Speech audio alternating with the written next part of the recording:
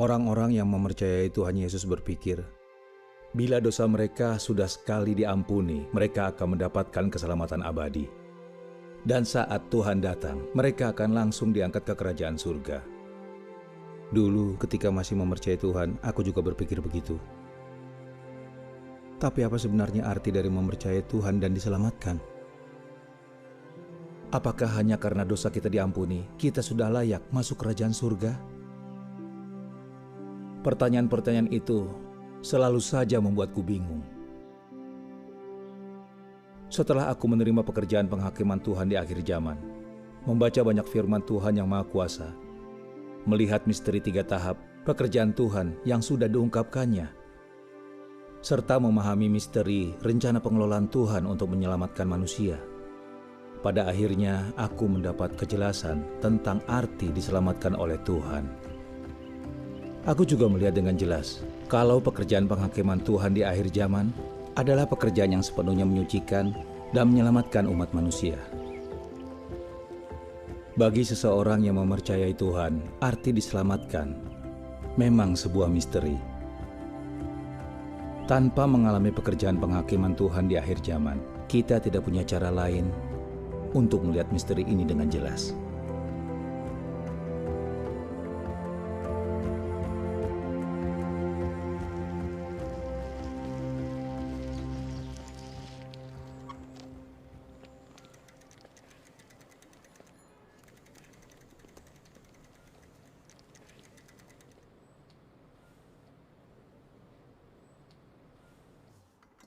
Di mana Saudara Su? Sebentar lagi dia datang. Tunggu saja. Oh.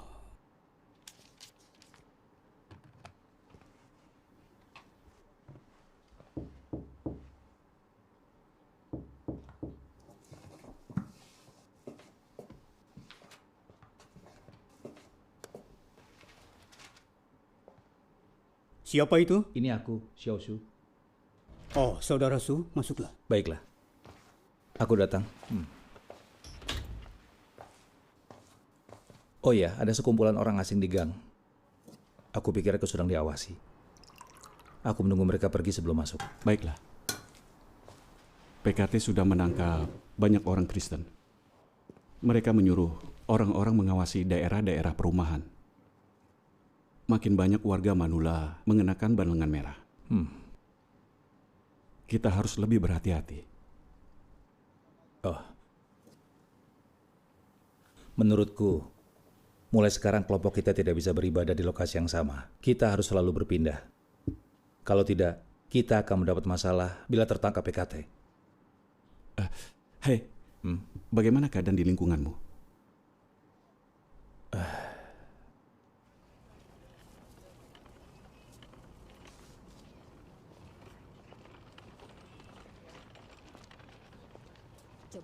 Direktur Jang, apa yang sedang kau pasang? Lihatlah kemari.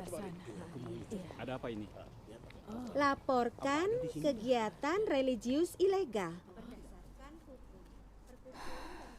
Penangkapan orang percaya oleh PKT semakin parah. Betapa kejamnya dunia ini.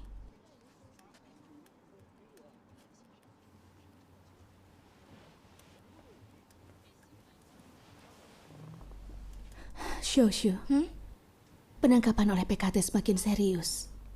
Dan semakin banyak orang mengenakan ban lengan merah di jalanan. Kau harus lebih berhati-hati saat keluar. Hati-hati memilih kata-kata. Jangan sembarangan bicara tentang mempercayai Tuhan. Ya? Aku mengerti, Bu.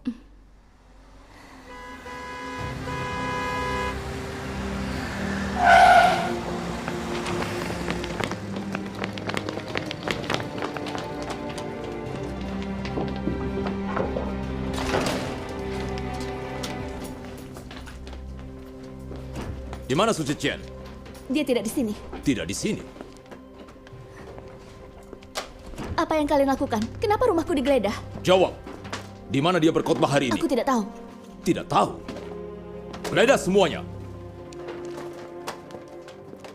Kenapa suamiku ditangkap? Hukum apa yang dilanggarnya? Hukum apa? Mempercayai Tuhan itu ilegal. Dia dilaporkan karena berkhotbah. Itu melanggar hukum. Kami akan menangkapnya. Berkhotbah dan mempercayai Tuhan melanggar hukum yang mana? Kalian masuk dan mulai menggeledah rumahku tanpa bukti atau surat. Kalian yang melanggar hukum. Jangan bicarakan hukum. Jangan pukul ibuku. Apa katamu? Dengar, di Tiongkok, PKT adalah hukum. PKT melarang kepercayaan kepada Tuhan. Jadi keyakinanmu melanggar hukum. Pemerintah pusat bilang, kami boleh memperlakukan orang yang mempercayai Tuhan sesuka hati. Tidakkah kau mengerti? Kami tidak perlu surat perintah. Komandan, kami tidak menemukan apa-apa. Dia beruntung hari ini kita tidak bisa menangkapnya. Interogasi istrinya. Siap. Ibu. Ayo jalan. Ayo jalan. Ayo Kenapa ikut. kalian menangkap ibu? Ayo diam. Siu-siu. Ayo cepat. Ayo. Ayo masuk. Cepat cepat. Ibu. Ibu.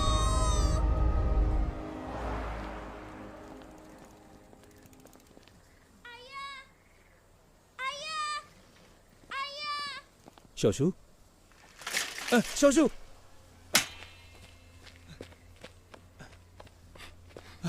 Apa kau terluka? Hah? Tidak. Kau tidak Ayah, apa-apa? polisi ke rumah untuk menangkap ayah. Polisi datang ke rumah kita. Saat tidak menemukan ayah, mereka menangkap ibu. Ayah, apapun yang ayah lakukan, jangan pulang. Benar. Rumahmu tidak jauh dari sini. Nanti polisi bisa menemukanmu. Benar. Saudara Su, kau harus pergi. Pergilah bersembunyi. Kau bersembunyilah. Aku tahu hari ini pasti datang. Xiaoshu, kau harus tegar. Sementara ini ayah harus bersembunyi. Kau beranjak dewasa. Kau harus belajar mengandalkan Tuhan dan hidup mandiri. Bersekutulah dengan jemaat bila kau butuh sesuatu. Kau mengerti? Baiklah. Saudara Su, cepatlah pergi. Biar kami yang mengurus rumahmu. Iya.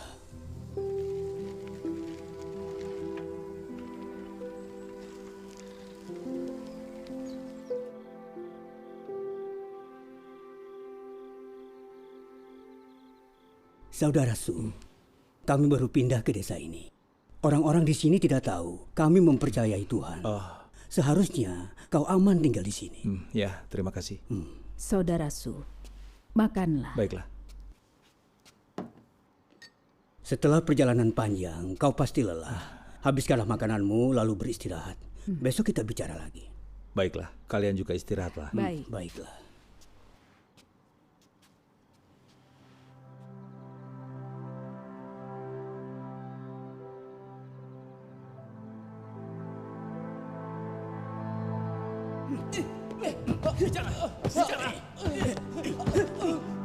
Angkat dia. Sebaiknya kau bicaralah. Bicara. Di mana uang gerejamu? Siapa pemimpin gereja? Kalau tidak mau menjawab, akan kuajar.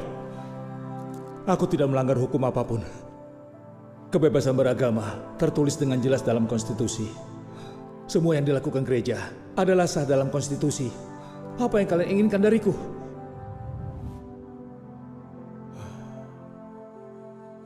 Aku harap Xinjie baik-baik saja. Dan aku selalu berharap dia tetap teguh di bawah siksaan interogasi mereka. Apakah semua ini kehendak Tuhan? Lalu kenapa ini terjadi padaku? Apa yang harus kupelajari dari hal ini?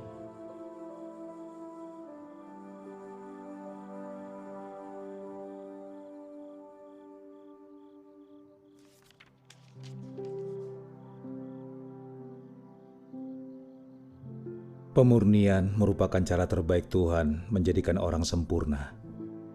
Hanya pemurnian dan ujian pahit yang dapat memunculkan kasih sejati kepada Tuhan dalam hati orang. Tanpa kesukaran, orang tidak memiliki kasih sejati kepada Tuhan. Apabila mereka tidak diuji di dalam dan tidak sungguh-sungguh mengalami pemurnian, maka hati mereka akan selalu mengambang di dunia luar. Begitu dimurnikan hingga taraf tertentu, engkau akan melihat kelemahan dan kesulitan dirimu sendiri. Engkau akan melihat apa saja kekuranganmu.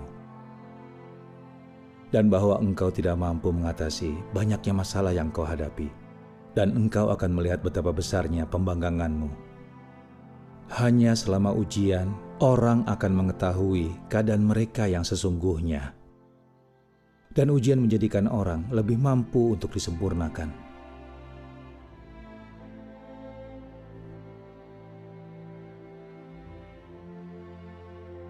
Selama mengalami ujian adalah normal bagi manusia untuk merasa lemah atau memiliki hal negatif dalam dirinya.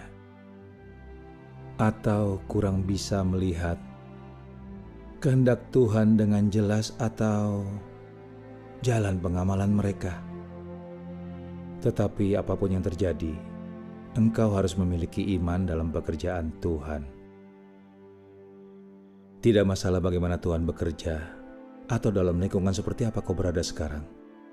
Engkau akan mampu mengejar kehidupan, mengejar pertumbuhan pekerjaan Tuhan dalam dirimu dan mengejar kebenaran. Engkau akan memiliki pengertian tentang perbuatan Tuhan dan engkau akan mampu bertindak sesuai kebenaran.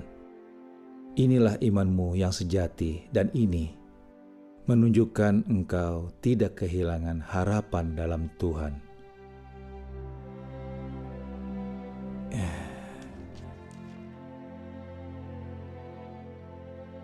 Engkau akan tetap mengejar kebenaran dalam pemurnian. Engkau akan mampu untuk benar-benar mengasihi Tuhan dan tidak akan meragukannya. Tidak peduli apa yang dilakukannya, engkau akan tetap melakukan kebenaran untuk menyenangkannya. Dan engkau akan mampu mencari kehendak-Nya dengan segenap hati dan memikirkan kehendak-Nya. Hanya inilah iman sejati kepada Tuhan.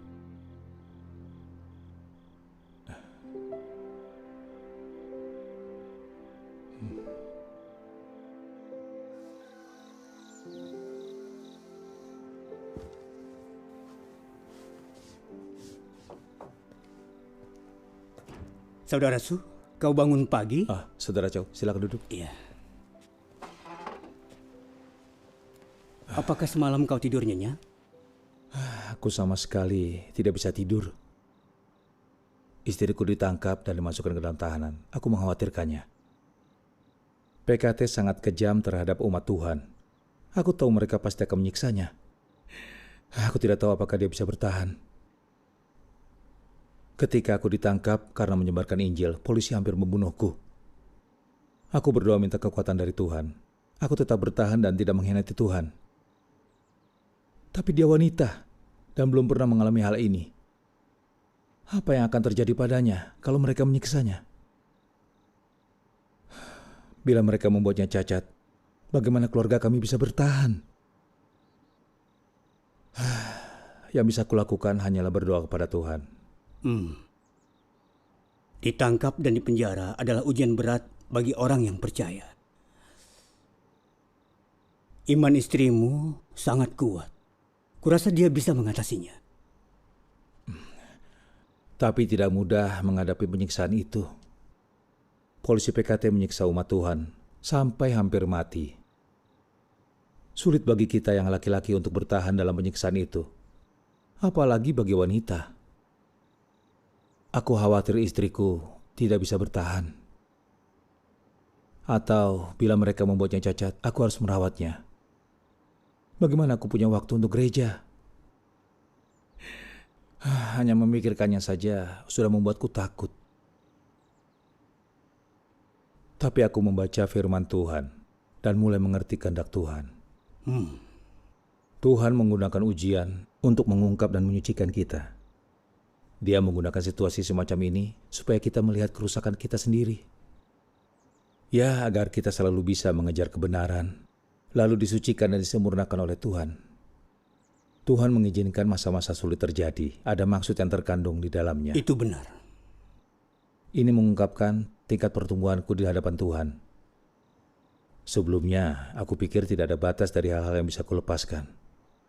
Ketika waktu aku disiksa, aku tidak menyangkal atau mengkhianati Tuhan. Jadi aku merasa memiliki keyakinan sejati bahwa imanku kepada Tuhan sangat tulus. Aku tidak pernah berpikir pada saat istriku ditahan, aku bisa begitu lemah. Tapi keyakinanku masih sangat lemah. Aku tidak punya cukup iman atau kasih kepada Tuhan. Tuhan tahu segala kekuranganku. dan menggunakan hal ini untuk mengungkap dan menyempurnakanku. Syukur kepada Tuhan. Syukur kepada Tuhan. Mengalami segala bentuk ujian membuat hidup kita lebih baik. Tuhan menggunakan ujian-ujian untuk membantu kita bertumbuh dalam hidup. Kita harus bersyukur dan memuji Tuhan. Syukur kepada Tuhan.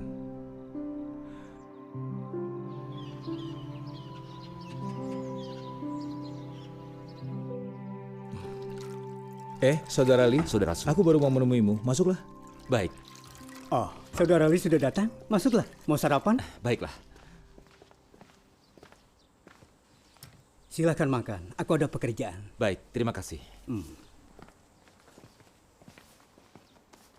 Bagaimana keadaan gereja? Oh, pemerintah PKT menekan dan menangkapi jemaat kita. Dan kuasa antikristus membuat keadaan semakin sulit. Banyak di antara mereka yang baru menerima pekerjaan Tuhan yang Maha Kuasa di akhir zaman masih lemah dan takut. Saat memikirkan ini, aku merasakan tekanan yang berat. Kita harus mendidik jemaat ini, membantu mereka memahami kebenaran dan tetap teguh di jalan yang benar. Banyak pekerjaan yang harus dilakukan. Benar. Pemahamanku masih terbatas. Saudara Su, kau rekan kerjaku di gereja, jadi aku butuh bantuanmu. Kalau kau melihat masalah dalam pekerjaanku, katakanlah padaku, supaya aku bisa memperbaikinya. Itu akan sangat membantu dalam pekerjaan gereja. Tentu. Ada banyak kesulitan dalam pekerjaan gereja. Jadi kita harus berserah pada Tuhan. Aku tidak punya banyak pengalaman. Sudut pandangku sangat terbatas. Jadi bila kita ada masalah di kemudian hari, kita harus menghadapinya bersama. Selama kita berdoa, membaca firman Tuhan dan mencari kebenaran, tidak ada masalah yang tidak bisa kita selesaikan. Benar. Aku juga orang yang punya banyak kekurangan. Jadi bila kau melihat aku melakukan kesalahan, segera katakan padaku. Itulah makna bertindak dengan kasih. Benar. Itulah artinya menjadi rekan kerja. Benar. Oh, Saudara Su, besok ada kebaktian. Dan ada beberapa hal yang masih perlu kulakukan. Apakah kau mau pergi menggantikanku? Dengan senang hati. Boleh.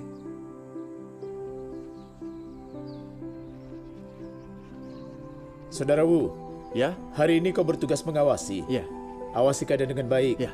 Beribadahlah dengan tenang. Baiklah. Setelah mendengar persekutuanmu mengenai firman Tuhan yang Maha Kuasa, kami mengerti. Pekerjaan Tuhan Yesus hanya untuk menebus dosa kita pada zaman kasih karunia. Benar. Dan kebenaran yang diungkapkan Tuhan yang Maha Kuasa di akhir zaman untuk menghakimi, menyucikan, dan menyelamatkan manusia. Tapi kami belum mengalami penghakiman Tuhan dan masih belum memahami kebenaran tentang cara Tuhan menghakimi dan menyucikan manusia. Itu benar. Itu benar. Saudara Su, aku ingin bertanya padamu. Apa bedanya keselamatan pada zaman kasih karunia dengan penyucian dan mencapai keselamatan pada zaman kerajaan seperti yang kau bicarakan? Apa orang-orang percaya yang dosanya sudah diampuni pada zaman kasih karunia bisa masuk ke kerajaan Tuhan? Kami masih belum jelas tentang aspek kebenaran ini. Jadi tolong jelaskan. Baiklah.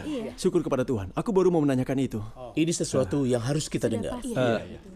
Mengenai hubungan antara keselamatan melalui pengampunan dosa pada zaman kasih karunia dan pencapaian keselamatan pada zaman kerajaan, firman Tuhan yang Maha Kuasa sangat jelas. Iya. Marilah kita menonton beberapa video pembacaan firman Tuhan. Kemudian bersekutu tentang pemahaman kita. Bagaimana, setuju? Pada masa itu, pekerjaan Yesus adalah penebusan seluruh umat manusia. Dosa-dosa semua orang yang percaya kepadanya diampuni. Asalkan engkau percaya kepadanya, dia akan menebusmu. Jika engkau percaya kepadanya, engkau bukan lagi orang berdosa. Engkau telah dibebaskan dari dosa-dosamu. Inilah yang dimaksud dengan diselamatkan dan dibenarkan oleh iman. Namun di antara orang-orang percaya masih ada yang memberontak dan melawan Tuhan dan secara bertahap harus dibuang. Keselamatan tidak berarti manusia telah sepenuhnya dimiliki oleh Yesus, tetapi manusia tidak lagi terikat oleh dosa. Dosa-dosanya telah diampuni. Asalkan engkau percaya, engkau tidak akan pernah lagi terikat oleh dosa. Inkarnasi pertama adalah untuk menebus manusia dari dosa.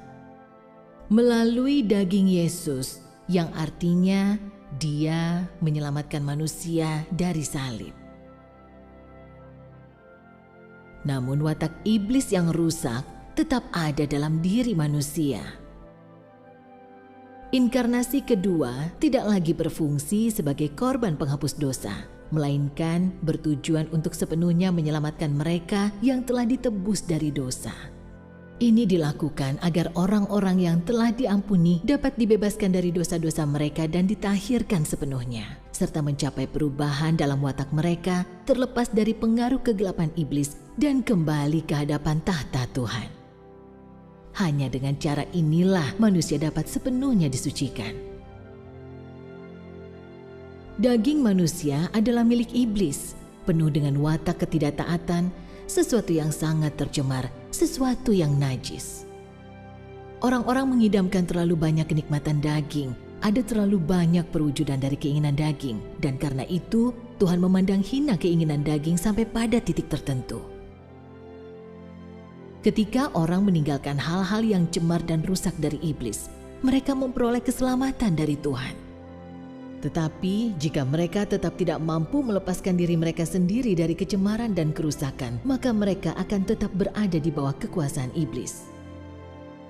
Persekongkolan, kecurangan, dan kebengkokan manusia adalah hal-hal yang berasal dari iblis. Dengan menyelamatkanmu, Tuhan memisahkanmu dari hal-hal ini. Dan pekerjaan Tuhan tidak mungkin salah, dan semuanya untuk menyelamatkan manusia dari kegelapan. Ketika engkau telah percaya sampai pada titik tertentu dan dapat melepaskan dirimu sendiri dari kerusakan daging dan tidak lagi dibelenggu oleh kerusakan ini, tidakkah engkau sudah diselamatkan? Ketika engkau berada di bawah kekuasaan iblis, engkau tidak mampu memperlihatkan Tuhan. Engkau adalah seorang yang cemar dan tidak akan menerima warisan Tuhan. Setelah engkau dibersihkan dan disempurnakan, engkau akan menjadi suci, dan engkau akan menjadi normal, dan engkau akan diberkati Tuhan dan menyenangkannya. Pembebasan manusia berarti bahwa iblis telah dikalahkan. Berarti bahwa mereka tidak lagi menjadi santapan di mulut iblis. Berarti bahwa alih-alih menelan mereka, iblis telah melepaskan mereka. Ini karena orang-orang seperti ini jujur, karena mereka memiliki iman, ketaatan, dan sikap takut akan Tuhan, dan karena mereka sepenuhnya memutuskan hubungan dengan iblis. Mereka mempermalukan iblis, mereka membuat iblis menjadi takut, dan mereka benar-benar mengalahkan iblis. Keyakinan mereka dalam mengikuti Tuhan dan ketaatan serta sikap mereka yang takut akan Tuhan mengalahkan iblis dan membuat iblis sepenuhnya melepaskan mereka. Hanya orang-orang seperti inilah yang sudah benar-benar didapatkan oleh Tuhan. Dan inilah yang merupakan tujuan utama Tuhan dalam menyelamatkan manusia.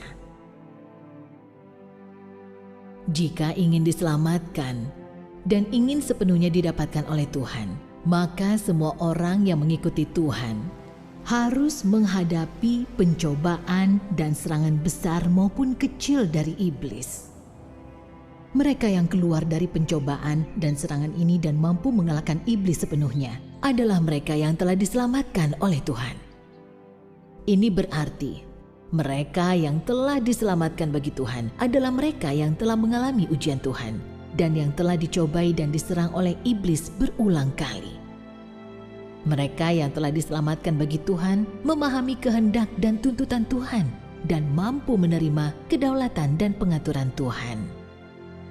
Dan mereka tidak meninggalkan jalan takut akan Tuhan dan menjauhi kejahatan di tengah pencobaan iblis. Mereka yang diselamatkan bagi Tuhan memiliki kejujuran, mereka baik hati, mereka bisa membedakan antara kasih dan kebencian, mereka memiliki rasa keadilan dan bersikap rasional, dan mereka mampu memedulikan Tuhan serta menghargai semua yang berasal dari Tuhan.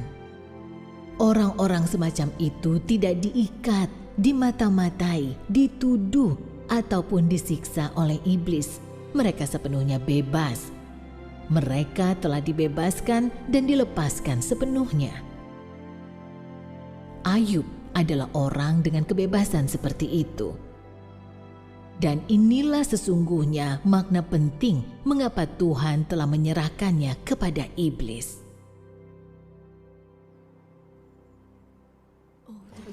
Nah, sekarang belum ada video lagi. Mari kita baca satu bagian firman Tuhan yang Maha Kuasa.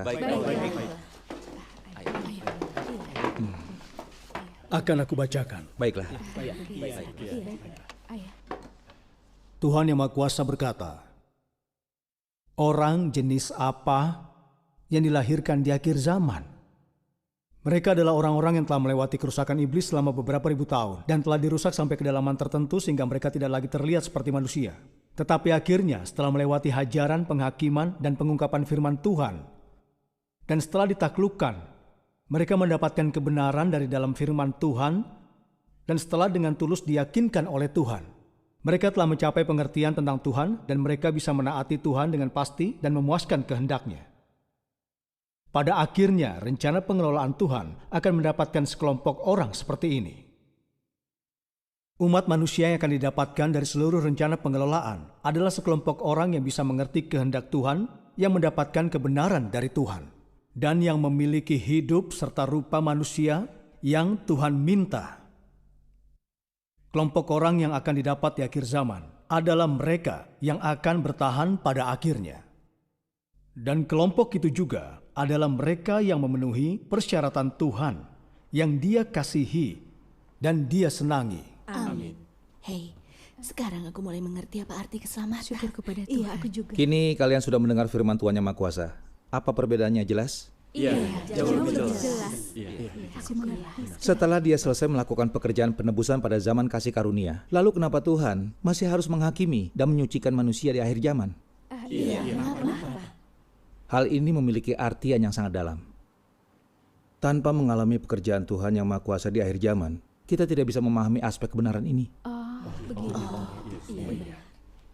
Dulu orang yang percaya Tuhan mengetahui arti keselamatan.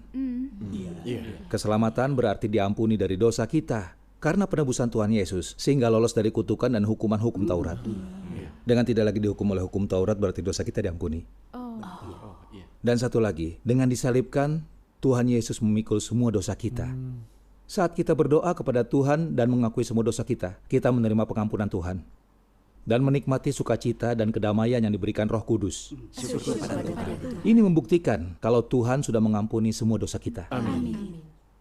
Tapi walaupun Tuhan Yesus sudah mengampuni dosa kita, Dia belum menghilangkan sifat berdosa dan watak jahat kita. Kita masih sering berbohong, berdosa, kemudian membenci, juga merasa iri pada orang lain. Kita masih sangat sombong, suka pamer, meninggikan diri sendiri, dan merendahkan orang lain. Ketika kita mengalami ujian berat seperti bencana alam atau penderitaan, kita masih berdebat dengan Tuhan, menentang, menyalahkan, dan mengkhianatinya. Bila pekerjaan Tuhan tidak sesuai dengan keinginan kita, kita masih menghakimi dan menentangnya. Aku mau tanya, karena begitu seringnya kita memberontak melawan Tuhan, apakah kita layak masuk kerajaan surga? Tidak. Alkitab dengan jelas berkata, karena jika kita dengan sengaja berbuat dosa setelah menerima pengetahuan kebenaran, maka tidak ada lagi korban untuk menghapus dosa itu. Yang ada adalah penghakiman mengerikan dari lautan api yang akan menghanguskan orang-orang durhaka. Amin. Tuhan Yesus juga berkata, bukan setiap orang yang memanggilku Tuhan, Tuhan yang akan masuk dalam kerajaan surga, melainkan dia yang melakukan kehendak Bapakku yang di surga. Amin. Syukur kepada Tuhan. Tuhan tidak pernah mengatakan kita bisa masuk kerajaan surga bila dosa kita sudah diampuni. Dia mengatakan dengan jelas pada kita, hanya mereka yang menjalankan kehendak Bapa yang bisa masuk kerajaan surga. Benar. Kata-kata di dalam Alkitab ini membuktikan, kalau ide seperti kau bisa masuk kerajaan surga setelah dosamu diampuni dan sekali diselamatkan, berarti keselamatan abadi merupakan pemahaman manusia, bukan firman Tuhan. Amin. Setelah bertahun-tahun mempercayai Tuhan, kita bisa melihat bahwa setelah dosa orang percaya diampuni, mereka masih hidup dalam keadaan yang terus berdosa dan meminta ampun. Ini membuktikan bahwa diampuni dari dosa tidak sama seperti dengan lolos dari belenggu dan dari ikatan dosa. Itu juga bukan berarti orang itu suci. Iya, itu benar sekali. Benar. Alkitab berkata karena tanpa kekudusan tidak ada manusia yang bisa melihat Tuhan. Berdasarkan yang dikatakan Alkitab, kita bisa memastikan bahwa bila watak jahat seseorang tidak disucikan, dia tidak layak masuk kerajaan surga. Benar. Iya. Sekarang mari kita renungkan sebuah pertanyaan. Apa pertanyaannya? Kenapa kita masih sering berdosa setelah dosa kita diampuni dan mempercayai Tuhan? Sekeras apapun kita berusaha, kenapa kita tidak bisa lolos dari belenggu dan ikatan dosa? Mengapa? Karena pada zaman kasih karunia, Tuhan Yesus melakukan pekerjaan menebus manusia, bukan pekerjaan menghakimi dan menyucikan manusia di akhir zaman. Kristus pada akhir zaman. Tuhan yang Maha Kuasa datang untuk mengungkapkan kebenaran dan melakukan pekerjaan penghakiman dalam rumah Tuhan, terutama untuk membuang watak dan sifat jahat manusia. Hal itu dilakukan untuk menyingkirkan akar permasalahan dari sifat berdosa manusia. Kita semua sekarang sudah jelas memahami kenapa Tuhan melakukan pekerjaan menghakimi dan menyucikan manusia di akhir zaman. Sekarang kami mengerti. Satu bagian dari firman Tuhan yang Maha Kuasa akan menjelaskannya. Boleh aku membacanya? Ya. Tuhan yang Maha Kuasa berkata, "Orang berdosa sepertimu, yang baru saja ditebus, yang belum diubahkan atau disempurnakan Tuhan, mungkinkah engkau berkenan di hati Tuhan? Bagimu engkau yang masih berada dalam diri manusia yang lama, memang benar bahwa engkau diselamatkan oleh Yesus, dan engkau tidak terhitung sebagai orang berdosa karena penyelamatan Tuhan. Tetapi hal ini tidak berarti bahwa engkau tidak berdosa dan tidak najis. Bagaimana mungkin engkau bisa kudus jika engkau belum diubahkan? Di dalam dirimu engkau dipenuhi dengan kenajisan, egois, dan kasar. Tetapi engkau masih berharap untuk dapat turun bersama Yesus. Enak sekali kau. Engkau melewatkan satu tahap dalam kepercayaanmu kepada Tuhan. Engkau baru hanya ditebus tetapi belum diubahkan.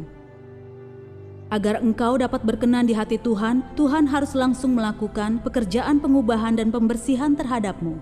Jika engkau hanya ditebus, engkau tidak akan dapat mencapai kekudusan. Dengan begini, engkau tidak akan layak mendapat bagian dalam berkat Tuhan yang baik. Sebab engkau melewatkan satu tahap dalam pekerjaan Tuhan dalam mengelola manusia, yaitu tahap kunci berupa pengubahan dan penyempurnaan. Oleh karena itu, engkau seorang berdosa yang baru ditebus, tidak dapat langsung menerima warisan Tuhan. Amin. Syukur kepada Tuhan. Terpujilah Tuhan. Amin.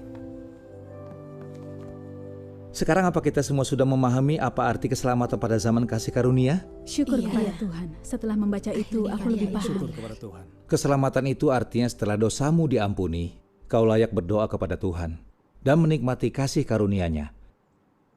Tetapi semua sifat berdosamu itu masih terkubur dalam hati.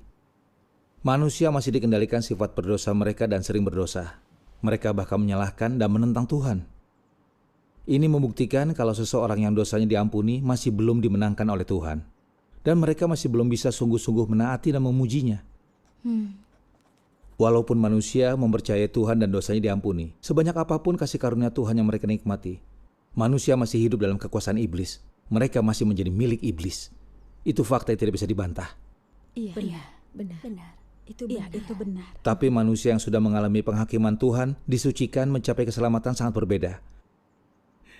Karena mereka memahami kebenaran dan memiliki pengetahuan sejati mengenai Tuhan, mereka bisa benar-benar membenci, meninggalkan iblis, dan hidup menurut firman Tuhan. Watak jahat mereka sudah disucikan, dan mereka bisa sungguh menaati Tuhan. Di mata Tuhan, orang-orang seperti inilah yang telah benar-benar lolos dari pengaruh iblis dan dimenangkannya. Mereka yang lolos dari dosa dan mengubah watak hidup mereka. Benar sekali. Orang yang bisa menaati Tuhan adalah yang mencapai keselamatan. Mereka semua layak masuk kerajaan surga dan mewarisi janji Tuhan. Inilah perbedaan antara keselamatan pada zaman kasih karunia dan keselamatan yang dicapai pada zaman kerajaan. Semua sudah jelas dengan pertanyaan ini? Itu benar. Syukur kepada Tuhan. Arti keselamatan sejati dan arti disucikan dan mencapai keselamatan sekarang aku mengerti. Syukur kepada Tuhan. Seolah jendela menuju hatiku terbuka dan semua masuk akal. Itu benar. Syukur kepada Tuhan. Dulu para pendeta dan penatua kami selalu mengatakan kalau kami sudah menerima keselamatan dari beriman, bahwa diselamatkan satu kali adalah keselamatan abadi, dan saat Tuhan Yesus datang kita akan diangkat ke kerajaan surga. Dan itu yang kami yakini. Tepat sekali.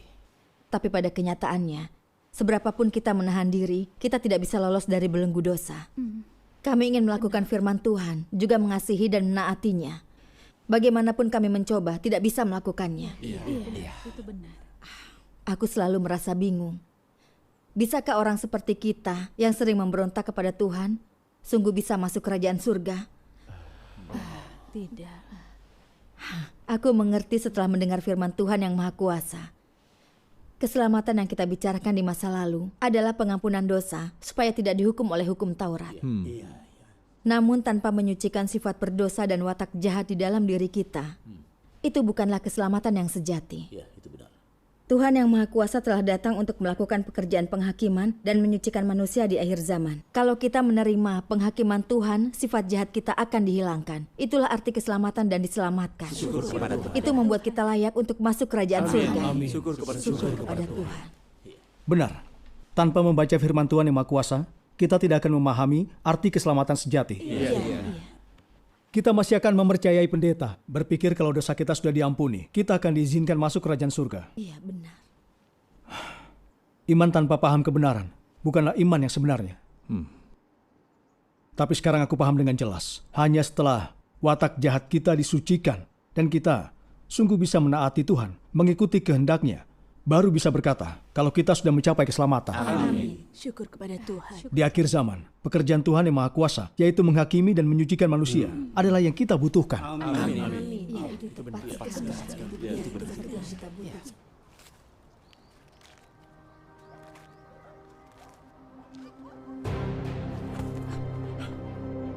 Bila kalian punya pertanyaan lain, silakan.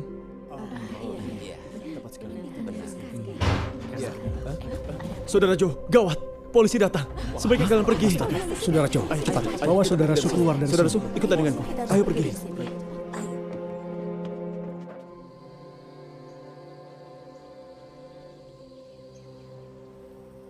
Saudara Su, persekutuanmu luar biasa. Rasanya kami masih banyak kekurangan. Tanpa seseorang yang mengerti dan bersekutu dalam kebenaran bersama kami. Bila hanya membaca firman Tuhan sendiri, pertumbuhan kami akan lambat dan dangkal. Saudara Su, Ya, rasanya menyenangkan bila kau bisa lebih sering bersekutu bersama kami. tentu saja. Nanti kita akan mengadakan kebaktian bersama lebih sering. Sempurna. Ayo pergi.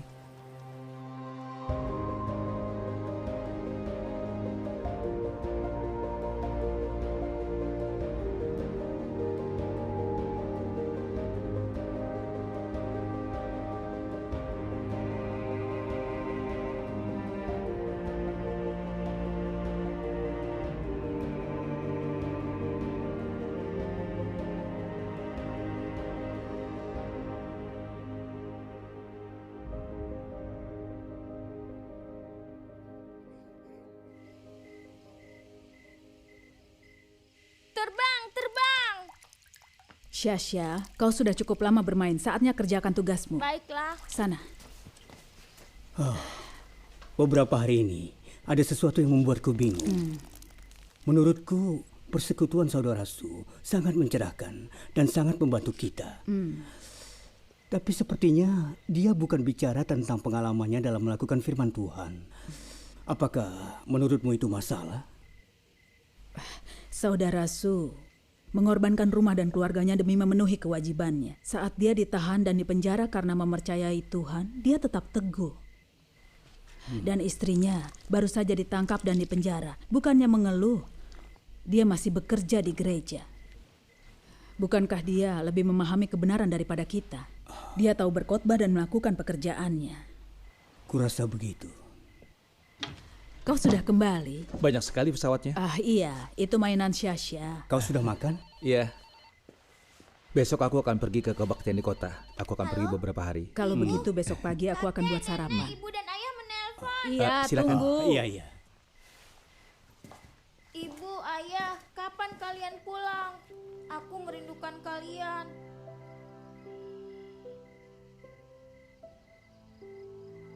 Oh, di sini baik-baik saja. Jangan khawatir, ya. Kalian pulang untuk festival musim semi baik-baik. Tentu. Jangan khawatirkan keadaan di sini. Yang terhormat, Saudara Feng, aku harap Xiao Shu yang tinggal bersamamu tidak terlalu merepotkan. Oh iya, bagaimana kabarnya belakangan ini? Apa yang terjadi dengan istriku? Apakah sudah ada kabar?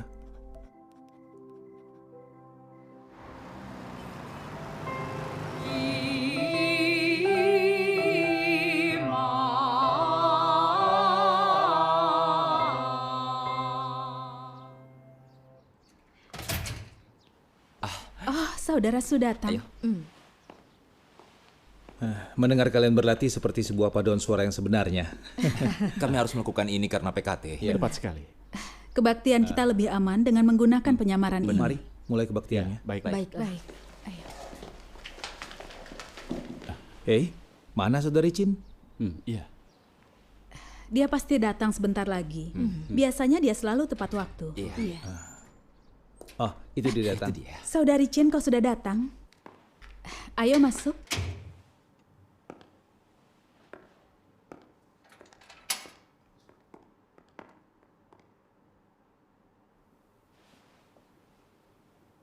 Saudari Chin, apa kau baik-baik saja? Ada apa?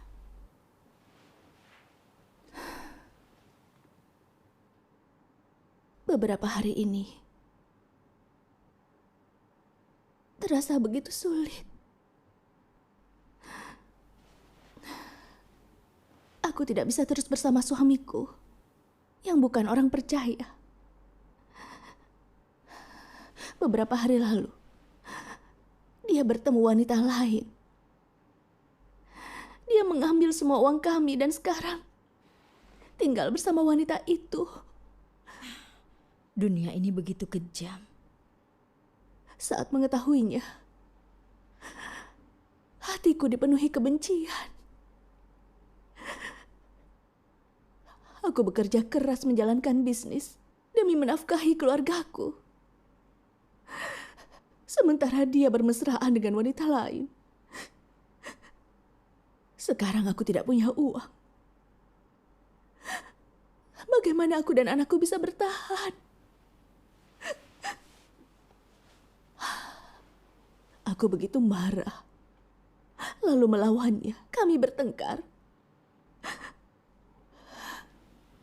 Lalu dia bahkan tidak pulang ke rumah. Karena kejadian ini, aku merasa lemah dan sedih. Aku tidak tahu apa yang harus kulakukan.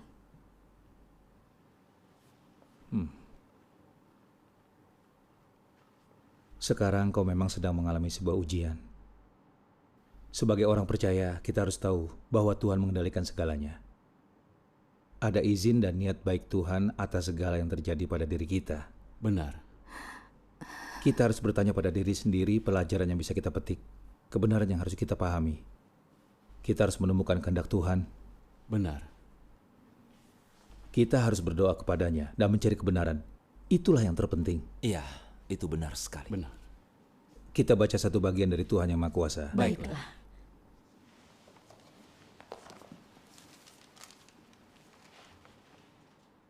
Jika kamu sekalian ingin disempurnakan oleh Tuhan, kamu sekalian harus belajar mengalami segala sesuatu dan dicerahkan dari semua hal yang kamu sekalian hadapi. Ketika engkau dihadapkan dengan sesuatu, yang baik maupun yang buruk, engkau harus dapat memperoleh manfaat darinya dan hal tersebut tidak boleh membuat engkau menjadi pasif. Bagaimanapun engkau harus dapat mempertimbangkannya dengan berpijak pada sudut pandang Tuhan dan tidak menganalisisnya atau mempelajarinya dari sudut pandang manusia. Ini adalah penyimpangan dalam pengalaman. Jika ini sikapmu terhadap pengalaman, hatimu akan dikuasai beban hidupmu. Engkau akan terus-menerus hidup dalam terang wajah Tuhan dan tidak mudah menyimpang dalam pengamalanmu. Manusia seperti ini memiliki prospek yang besar. Amin.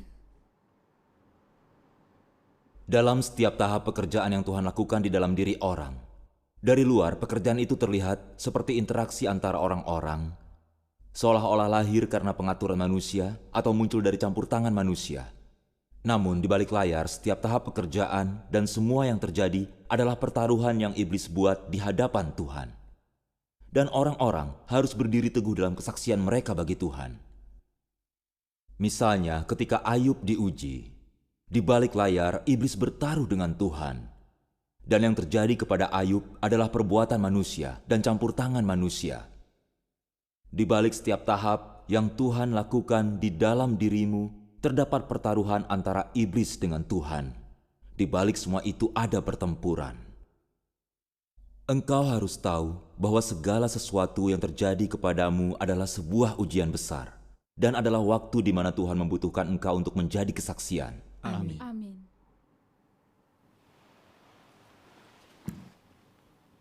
Bukankah firman Tuhan menjelaskan bagaimana kita harus menghadapi ujian dan bagaimana kita harus berlatih lalu mencari jalan masuk? Selagi kita mengalami pekerjaan Tuhan di akhir zaman, kita sering menghadapi ujian, kemunduran, dan kegagalan. Tapi setelah kita mengalaminya, walaupun kita menderita, kita memahami kehendak Tuhan. Kita melihat semua orang, peristiwa, dan masalah yang kita hadapi diizinkan oleh Tuhan, dan semua itu untuk membantu kita bertumbuh dalam hidup. Tuhan menggunakan semua hal ini untuk menguji dan memurnikan kita, mengungkap kerusakan, pemberontakan, dan kekurangan kita, membuat kita mencari kebenaran, mengalami firman-Nya, dan bertumbuh dalam hidup.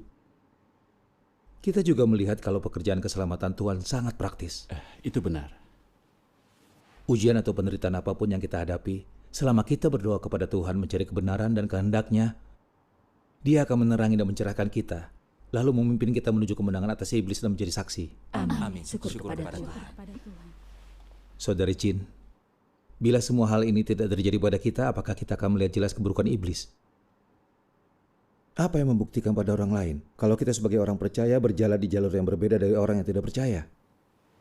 Bagaimana kita bisa bersaksi bahwa kita suci berbeda dari dunia? Sekarang apa kau mengerti niat baik Tuhan saat mengizinkan hal ini terjadi? Lalu sebenarnya apa yang dikejar orang yang tidak percaya? Mereka berjalan di jalur yang berbeda dari kita yang percaya Tuhan. Apakah kita bisa saling memahami? Tidak. Itulah sebabnya hidup bersama mereka terasa sengsara dan menderita. Bila kau bisa memahami fakta ini, kau akan tahu cara menangani masalah ini, cara mengatasinya, dan masalah ini tidak bisa mengikatmu. Selama kita memahami kebenaran, segalanya mudah diatasi. Bila kita tidak mengetahui kebenaran dan menuruti kedagingan, kita pasti sengsara. Orang bijaksana memilih melakukan kebenaran dan menaati Tuhan. Dengan begitu, kita bisa lolos dari beban kita dan mendapat kebebasan. Bila kita tidak mengejar kebenaran dan masih saja mencari kesenangan daging, kita akan mengalami penderitaan dan siksaan yang tiada habisnya. Iya. Ada sebuah bait dari lagu yang sesuai dengan itu. Tanpa kebenaran, hidup adalah penderitaan. Menurutku, itu sangat tepat. Iya. Itu benar sekali. Saudara Su, kau benar. Sungguh ketika kita terjebak, kita harus ditarik keluar. Itu benar. Aku terlalu emosional. Tuhan tahu kekurangan-kekuranganku. Dia tahu kelemahanku yang fatal. Tuhan mengizinkan ini terjadi padaku demi menyelamatkanku dari batasan emosiku, untuk membantuku supaya bisa lolos dari genggaman iblis. Benar. Inilah kasih Tuhan. Syukur kepada Tuhan. Walaupun aku harus menghadapi sedikit penderitaan dan pemurnian, ini hal yang bagus. Aku akan mulai mencari dan melakukan kebenaran dalam hal ini. Syukur kepada Tuhan. Saat kau menjelaskannya seperti itu, aku mengerti. Niat baik Tuhan ada di dalam segalanya, itu benar sekali. Ketika sesuatu pertama kali terjadi, aku tidak mencari kebenaran. Tapi begitu aku mencarinya, semua masalah menjadi mudah untuk diselesaikan. Benar. Kita harus berkembang dalam hal itu. Iya. Khotbah Saudara Su luar biasa. Syukur kepada Tuhan. Aku tidak tahu cara menolong saudara Chin saat mengalami atau menyelesaikan masalahnya. Tapi setelah persekutuan ini, solusinya jelas. Iya. Jadi tujuan Tuhan untuk menyelamatkan kita dengan membantu kita lolos dari nafsu kedagingan. Demi menolong kita menemukan kebebasan dalam kebenaran dan hidup dalam hadirat. Syukur kepada Tuhan. Begitu indahnya memahami kebenaran. Iya. Benar. Ketika sesuatu terjadi pada kita, kita harus sungguh mencari kebenaran. Aku bisa bersekutu dalam kebenaran untuk membantu mereka menyelesaikan masalah mereka. Aku sudah melihat sedikit kebenaran yang nyata. Artinya aku tidak jauh dari mencapai keselamatan. Syukur kepada Tuhan. Sekarang aku ingin menceritakan sedikit pengalamanku. Baik.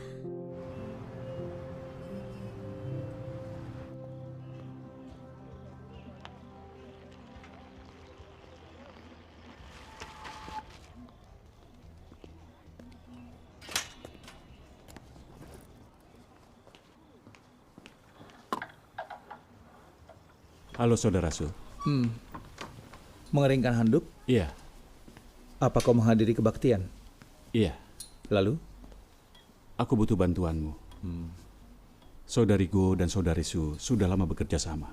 Dan keduanya sangat angkuh sekali memaksakan pendapat. Dan jarang mendengarkan nasihat orang lain. Mereka selalu berusaha melindungi harga diri mereka sendiri. Dan saat mereka berbeda pendapat, selalu terjadi konflik. Keduanya tidak mau mengalah. Mereka tidak bisa bekerja sama dengan damai. Pengertianku tentang kebenaran mungkin terlalu dangkal. Aku ingin memintamu menyelesaikan konflik di antara mereka. Saudari Kuo dan Saudari Su adalah pekerja yang baik. Tapi mereka tidak bisa meninggalkan daging sambil menaati kebenaran. Permasalahan watak tidak mudah diselesaikan. Ya, aku tahu. Walaupun aku bersekutu dengan mereka, mungkin aku tidak bisa membantu. Mereka harus mencari kebenaran dan mengalami lebih banyak penghakiman dan hajaran Tuhan untuk bisa benar-benar berubah. Tapi aku bisa bersekutu dengan mereka dan melihat apa yang bisa kulakukan. Bila masih tidak ada perubahan dan mereka tidak bisa bekerja sama, kita harus memisahkan mereka. Cuma cara itu yang bisa kita lakukan.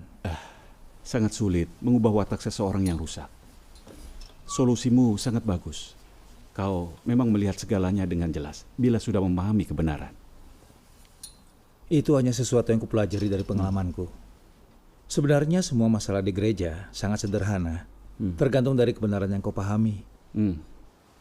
Bila kau memahami lebih banyak, dengan sendirinya kau bisa menyelesaikan lebih banyak masalah. Saudara Su, aku sangat mengagumimu. Kau bisa membantah semua isu tentang PKT. Kau bisa menyelesaikan semua masalah yang dihadapi jemaat kita. Saudara Su, aku yakin kau akan menerima keselamatan dan masuk ke dalam kerajaan surga. Kau sungguh berpikir aku akan masuk kerajaan surga? Tentu saja, bila kau tidak masuk kerajaan surga, tidak ada di antara kita yang bisa. Saudara Su, ayo kita pergi. Baiklah.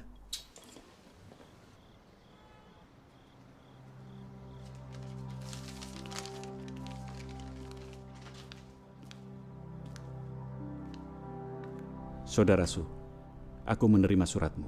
Xiao Xiu baik-baik saja. Dan dia mengerti apa yang terjadi. Jadi, kau jangan khawatir. Dan tentang istrimu, kami berusaha sebisanya untuk mendapatkan informasi.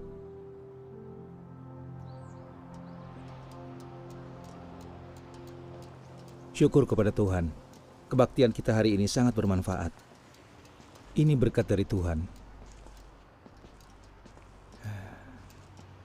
Saudara Su, aku ingin bicara. Aku menyadari kalau kau sama sepertiku. Kita punya masalah yang sama. Dalam khotbah, kita bicara tentang pemahaman kita, tapi tidak tentang pengalaman sebenarnya.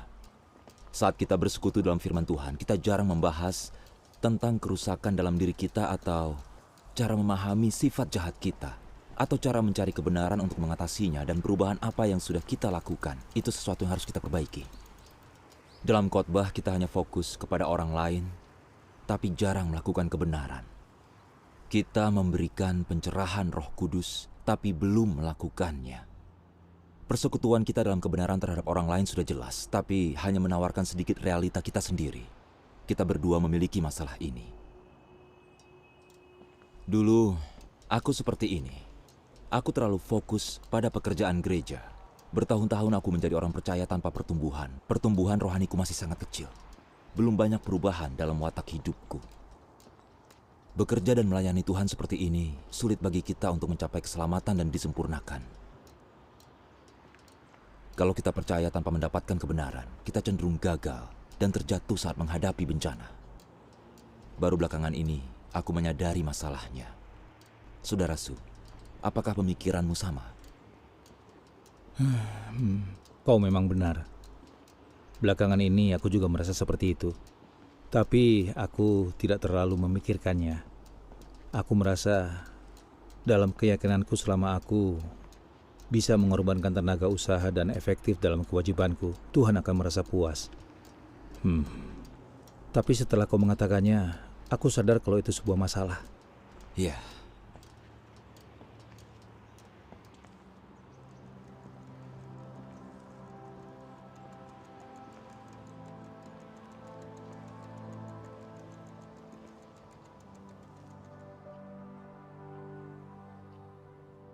Mampu menjelaskan firman Tuhan secara gamblang bukan berarti engkau memiliki kenyataan. Segala sesuatu tidak sesederhana seperti yang dibayangkan. Apakah engkau memiliki realita atau tidak, itu bukan berdasarkan pada apa yang kau ucapkan, melainkan pada apa yang kau jalani. Ketika firman Tuhan menjadi hidupmu dan ungkapan alamimu, hanya inilah yang dianggap sebagai kenyataan. Dan hanya dengan demikianlah engkau memiliki pemahaman dan tingkat pertumbuhan yang nyata. Engkau harus mampu tahan uji untuk jangka waktu yang lama, dan harus dapat hidup dalam rupa yang Tuhan kehendaki. Tentu itu bukan semata-mata sikap, tetapi harus mengalir keluar secara alami dari dirimu. Hanya dengan demikian engkau akan benar-benar memperoleh kenyataan, dan baru kemudian engkau memperoleh kehidupan.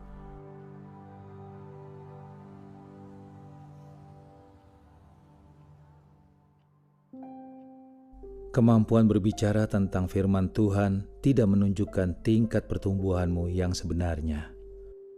Itu cuma menunjukkan bahwa engkau terlahir cerdas dan berbakat. Itu semua sia-sia belaka apabila engkau tidak bisa menunjukkan jalan, dan engkau pun hanya menjadi sampah yang tidak berguna. Bukannya engkau berpura-pura belaka apabila engkau bungkam tentang jalan penerapan yang sebenarnya. Bukannya engkau hanya meniru-niru apabila engkau tidak dapat memberikan pengalaman nyatamu sendiri untuk memberikan pelajaran yang dapat mereka pelajari atau suatu jalan penerapan. Bukannya engkau hanya menjadi penipu. Nilai apa yang kau punyai?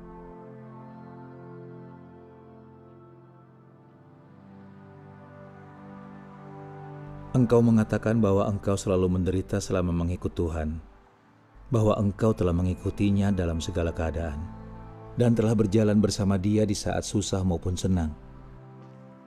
Tetapi engkau belum menghidupi firman yang Tuhan sampaikan. Engkau hanya ingin berlari, mengejar Tuhan setiap hari, dan tidak pernah berpikir untuk menghidupi kehidupan yang bermakna. Kau berkata bahwa dalam hal apapun engkau percaya bahwa Tuhan itu benar. Engkau telah menderita baginya, sibuk bekerja baginya, mempersembahkan diri bagi Dia. Dan engkau telah bekerja keras meskipun tidak menerima penghargaan apapun. Dia tentu akan mengingatmu. Memang benar bahwa Tuhan itu benar. Namun kebenaran ini tidak ternoda oleh kecemaran apapun. Kebenaran ini tidak mengandung kehendak manusia dan tidak tercemar oleh daging atau transaksi manusia. Semua yang memberontak dan menentang dan tidak sesuai dengan jalannya akan dihukum. Tidak ada yang diampuni dan tidak satu pun yang luput.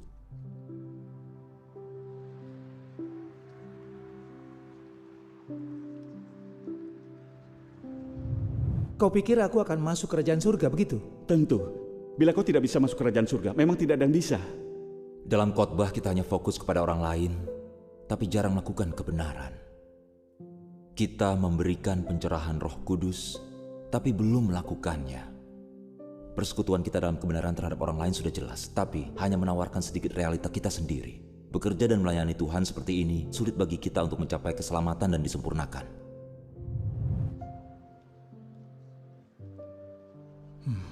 Aku beruntung Saudara Lee menunjukkan hal ini. Setelah membaca firman Tuhan, aku sadar kalau ini memang masalahku. Lalu apa perbedaannya aku dengan orang Farisi yang begitu munafik? Bagaimana aku bisa layak masuk kerajaan surga? Saudara Fang, berita buruk. Sesuatu telah terjadi. Istri Saudara Su dibunuh polisi di penjara. Apa? Kapan ini terjadi? Beberapa hari lalu, petugas wilayah membawa polisi ke rumah Saudara Su untuk menyuruhnya mengambil mayat istrinya.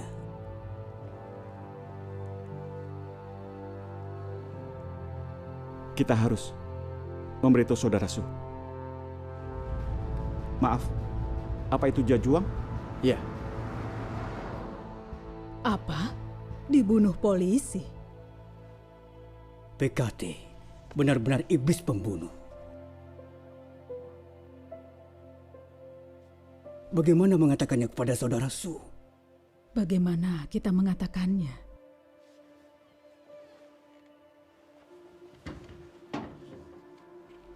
Saudara Su sudah kembali. Kau sudah kembali. Hei, Saudara Feng. Sedang apa di sini? Ada yang harus kukatakan. Oh.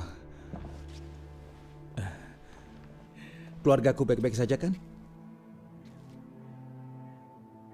Tentang istrimu. Dia dibunuh polisi.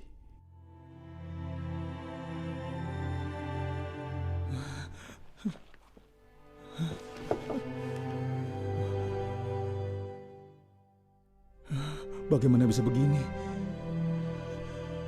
Aku harus mencari tahu. Polisi sedang mencarimu.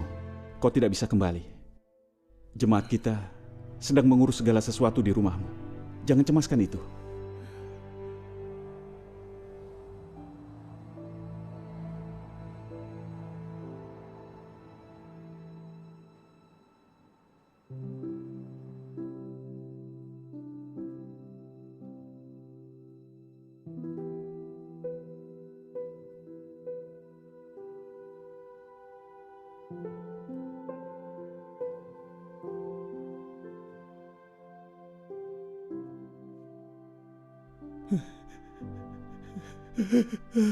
Tuhan, selama ini kami sudah melayanimu dan melakukan kewajiban kami.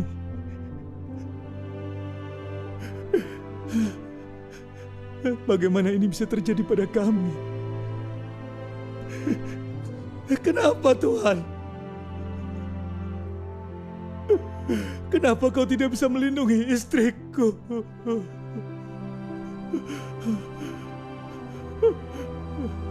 Bukankah kami bertindak berdasarkan kehendak-Mu?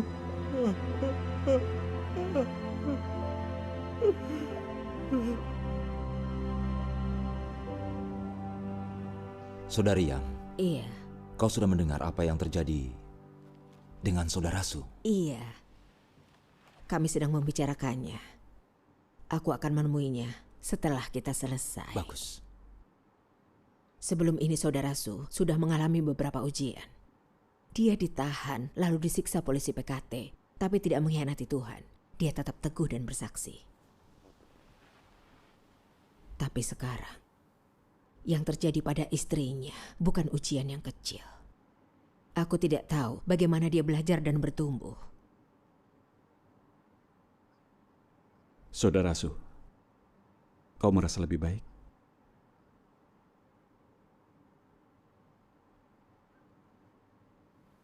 Aku tidak pernah membayangkan hal ini bisa terjadi pada istriku.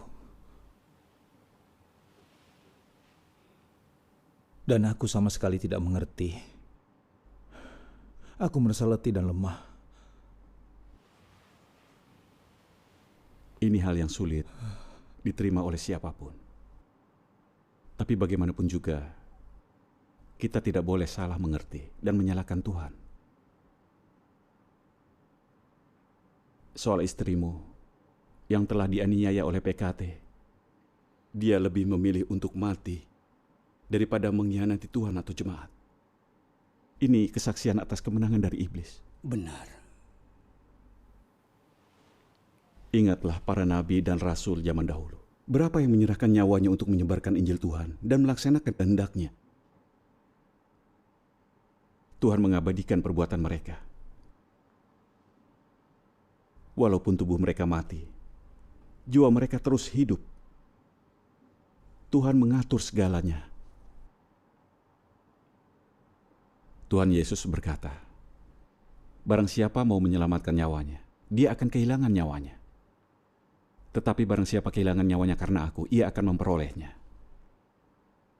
Saudara Su, bila kau bisa memahami hal ini, kau tidak akan merasa begitu sedih.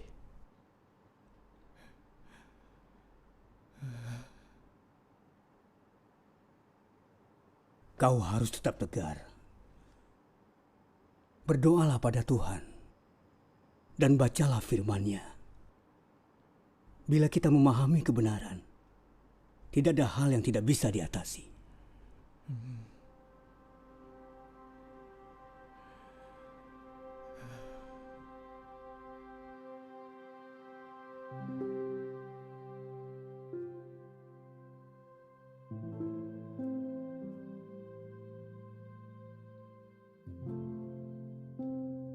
Berapa banyak orang yang percaya kepadaku hanya supaya aku berkenan menyembuhkan mereka?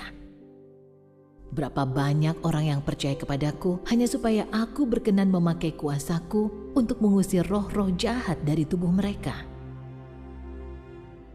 Lalu berapa banyak orang yang percaya kepadaku hanya supaya dapat menerima damai dan sukacita dariku? Berapa banyak orang yang percaya kepadaku hanya untuk menuntut lebih banyak harta kekayaan dariku? Dan berapa banyakkah orang yang percaya kepadaku hanya untuk menjalani hidup ini dengan tentram dan agar aman dan selamat di dunia yang akan datang? Berapa banyak orang yang percaya kepadaku hanya untuk menghindari siksaan neraka dan untuk menerima berkat-berkat dari surga? Berapa banyak orang yang percaya kepadaku hanya demi kenyamanan sementara tanpa berusaha memperoleh apapun dari dunia yang akan datang? Saat aku menjatuhkan murkaku ke atas manusia dan merampas semua sukacita dan damai yang pada mulanya manusia miliki, manusia pun menjadi bimbang. Saat aku memberikan siksaan neraka kepada manusia dan menarik kembali berkat-berkat dari surga, rasa malu manusia pun berubah menjadi amarah. Saat manusia memintaku untuk menyembuhkannya, tetapi aku tidak mengabulkannya dan merasa jijik terhadapnya, manusia pun menjauh dariku dan mencari kesembuhan dari dukun dan sihir. Saat aku mengambil semua yang sudah dituntut manusia dariku, mereka semua lalu menghilang tanpa jejak. Maka dari itu, aku berkata bahwa manusia beriman kepadaku karena aku memberi terlalu banyak kasih karunia dan terlalu banyak yang bisa didapatkan. Orang-orang semacam itu memiliki satu tujuan yang sangat sederhana dalam mengikuti Tuhan untuk memperoleh berkat, dan mereka terlalu malas untuk berurusan dengan apapun yang tidak melibatkan tujuan ini. Mereka sangat sibuk demi menggapai cita-cita mereka sendiri. Tidak peduli seberapa jauh jalan yang harus ditempuh dan berapa banyak kesulitan dan rintangan yang ada di sepanjang jalan, mereka tetap berpegang pada keyakinan mereka dan tidak takut mati. Dalam hal ini, kita menemukan masalah yang sebelumnya tidak teridentifikasi. Hubungan manusia dengan Tuhan semata-mata demi kepentingan diri sendiri. Hubungan ini adalah hubungan antara penerima dan pemberi berkat. Singkatnya, hubungan ini seperti hubungan antara karyawan dan majikan. Karyawan bekerja hanya untuk memperoleh imbalan yang diberikan oleh majikan. Dalam hubungan semacam ini, tidak ada kasih sayang, hanya ada kesepakatan. Tidak ada tindakan mencintai dan dicintai, hanya ada derma dan belas kasihan. Tidak ada pengertian, hanya ada kepasrahan dan tipu daya. Tidak ada keintiman, hanya ada jurang pemisah yang tak terjembatani. Ketika segala sesuatunya sampai pada titik ini, siapakah yang mampu membalikan kecenderungan semacam ini? Berapa banyakkah orang yang benar-benar mampu memahami betapa menyedihkannya hubungan semacam ini? Aku yakin bahwa ketika orang membenamkan diri dalam kegembiraan semata-mata karena diberkati, tidak ada yang dapat membayangkan betapa buruk dan memalukannya hubungan dengan Tuhan yang semacam ini.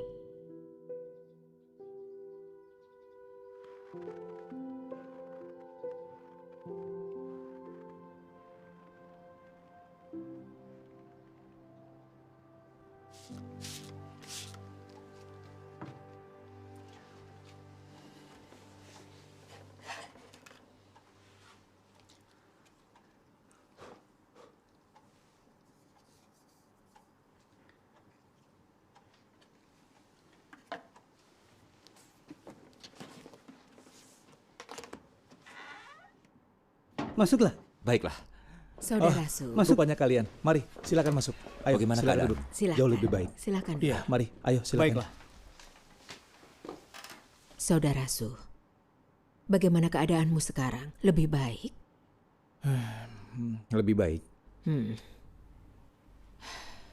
Istrimu. Kematian istrimu pasti sangat sulit untuk dihadapi. Ini menjadi sesuatu yang menunjukkan tingkat pertumbuhan rohaniku. Awalnya sangat sulit untuk dihadapi, sangat menyakitkan. Aku menyalahkan Tuhan. Aku merasa kami sudah mempercayai Tuhan sekian lama dan menyerahkan segalanya untuk melayaninya. Jadi seharusnya Tuhan melindungi kami. Bagaimana Dia bisa membiarkan bencana ini terjadi? Bagiku tidak masuk akal. Iman dan kasihku kepada Tuhan langsung saja menghilang. Aku tidak punya keinginan untuk melayaninya. Hatiku penuh dengan kegelapan. Setelah itu, dengan berdoa dan membaca firman Tuhan, aku mulai merenung. Ketika aku menikmati berkat dan karunia Tuhan, aku begitu bersyukur kepadanya dan punya keinginan untuk melayani. Tapi saat mengalami penderitaan dan ujian, aku salah mengerti dan menyalahkan Tuhan. Aku bahkan berusaha untuk tawar-menawar dan melawan Tuhan.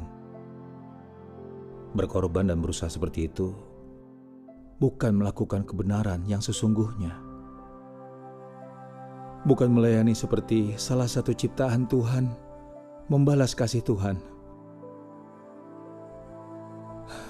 Tapi dengan menukar kewajibanku dengan berkat-Nya untuk kedamaian dan kesehatan, lalu keamanan keluargaku. Berjuang untuk Tuhan adalah hal yang baik.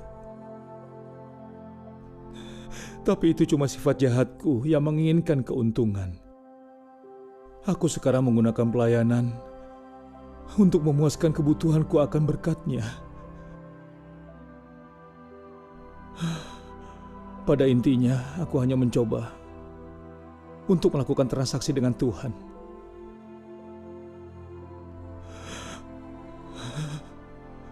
Dengan melakukan kewajiban seperti itu, bukankah berarti aku memberontak dan menipu Tuhan? Di mana nalar dan hati nuraniku?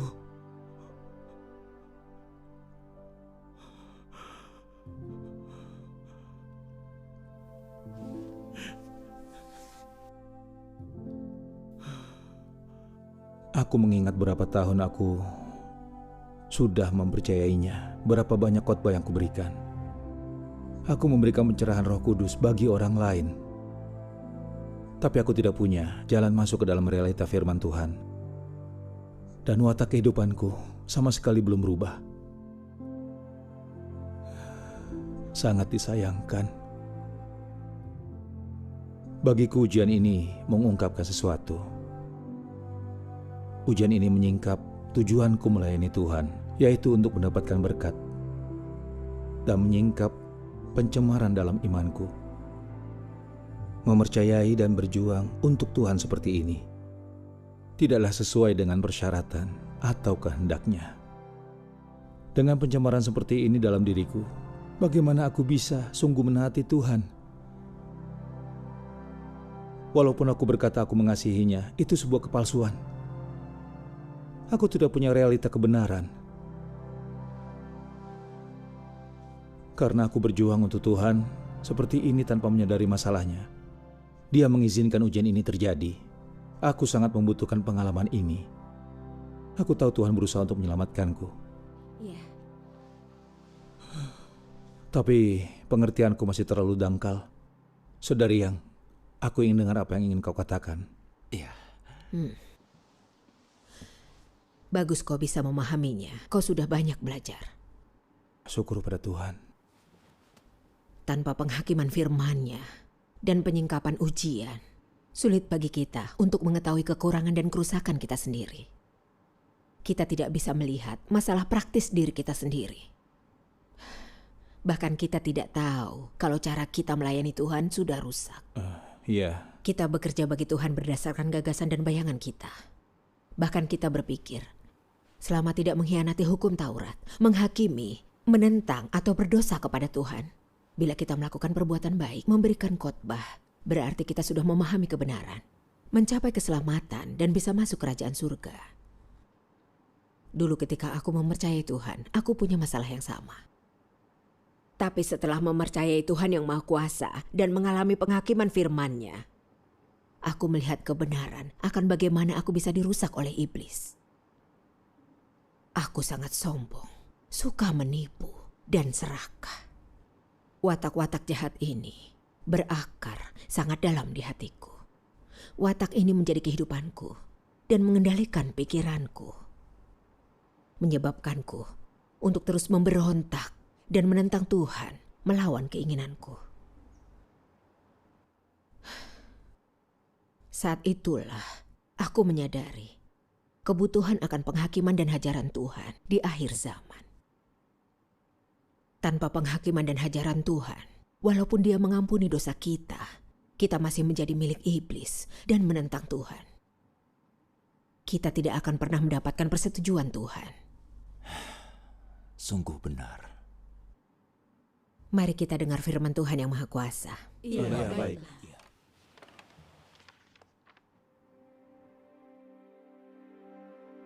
Orang berdosa sepertimu yang baru saja ditebus, yang belum diubahkan atau disempurnakan Tuhan.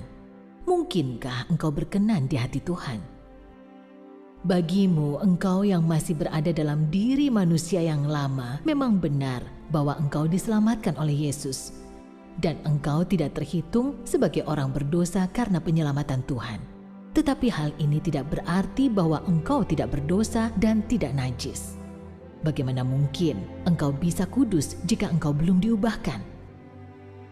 Di dalam dirimu, engkau dipenuhi dengan kenajisan, egois dan kasar. Tetapi engkau masih berharap untuk dapat turun bersama Yesus. Enak sekali kau. Engkau melewatkan satu tahap dalam kepercayaanmu kepada Tuhan. Engkau baru hanya ditebus tetapi belum diubahkan.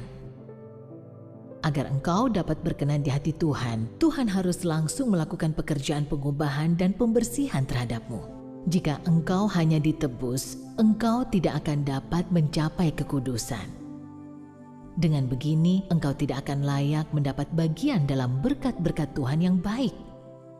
Sebab engkau melewatkan satu tahap dalam pekerjaan Tuhan dalam mengelola manusia, yaitu tahap kunci berupa pengubahan dan penyempurnaan. Oleh karena itu, engkau, seorang berdosa yang baru ditebus, tidak dapat langsung menerima warisan Tuhan. Jika engkau tidak ditundukkan dengan hajaran, tanganmu terangkat lebih tinggi dari semua orang lain, bahkan lebih tinggi dari Yesus.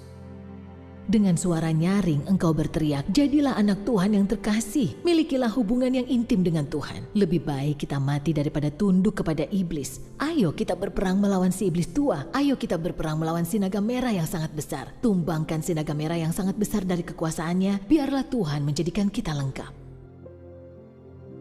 Teriakanmu lebih keras dari teriakan semua orang. Tetapi kemudian datanglah waktu hajaran. Dan sekali lagi, watak rusak manusia tersingkap. Lalu teriakan mereka pun berhenti dan mereka tidak lagi memiliki tekad. Inilah kerusakan manusia. Lebih dalam daripada dosa, ditanam si iblis dan berakar kuat dalam diri manusia. Tidak mudah bagi manusia untuk menyadari dosa-dosanya. Manusia tidak dapat mengenali sifat dasarnya sendiri yang telah berakar begitu dalam. Dan hanya melalui penghakiman oleh firman, dampak seperti itu dapat dicapai. Hanya dengan demikian, manusia secara bertahap diubahkan, dimulai dari titik tersebut hingga seterusnya. Manusia berteriak seperti itu di masa lalu, karena tidak memiliki pemahaman akan watak bawaannya yang rusak. Seperti itulah ketidakmurnian dalam diri manusia. Bagaimana dengan kepercayaanmu kepada Tuhan? Sudahkah engkau benar-benar mempersembahkan hidupmu kepadanya? Jika engkau mengalami cobaan yang sama seperti yang dialami Ayub, Tidak satupun dari engkau semua yang mengikuti Tuhan pada hari ini akan sanggup berdiri tegak. Engkau semua akan jatuh. Dan ada perbedaan yang sangat besar di antara engkau dan Ayub. Hari ini, jika separuh dari aset kalian dirampas, engkau akan berani mengingkari keberadaan Tuhan. Jika putra atau putrimu diambil, engkau akan berlarian di jalan sambil menyumpah serapah. Jika hidupmu menghadapi jalan buntu, engkau akan bertanya dan bersitegang dengan Tuhan. Semua jiwa yang dirusak iblis berada di bawah kekuasaan iblis. Hanya yang percaya kepada Kristus yang telah dipisahkan, diselamatkan dari kubu iblis dan dibawa ke dalam kerajaan saat ini. Orang-orang ini tak lagi hidup di bawah pengaruh iblis.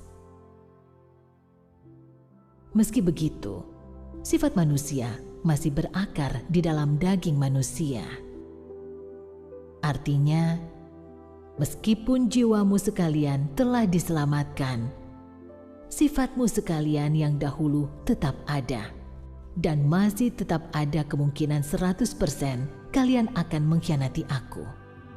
Itulah mengapa pekerjaanku tak berkesudahan, karena sifatmu sekalian terlalu sulit diubah. Kini, kalian semua begitu menderita dalam memenuhi tugasmu sekalian. Tetapi fakta yang tak bisa disangkal adalah masing-masing dari engkau semua punya kemampuan mengkhianati aku dan kembali kepada kuasa iblis, kepada kubunya dan kembali kepada hidup lama kalian. Pada saat itu kalian tak mungkin memiliki sisa kemanusiaan atau penampakan seorang manusia seperti yang kamu sekalian miliki sekarang. Dalam kasus yang serius, kamu sekalian akan dimusnahkan dan lebih lagi akan dibinasakan selamanya, tak akan dilahirkan kembali, namun dihukum tanpa ampun.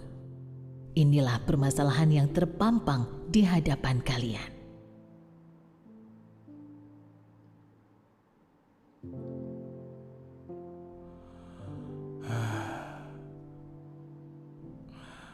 Rasanya firman Tuhan seperti menembus hatiku melalui penghakimannya. Kerusakan yang diungkapkan dalam firman ini adalah keadaanku yang sebenarnya. Kita semua seperti ini. Firman Tuhan mengungkap apa yang sesungguhnya ada dalam sifat kita.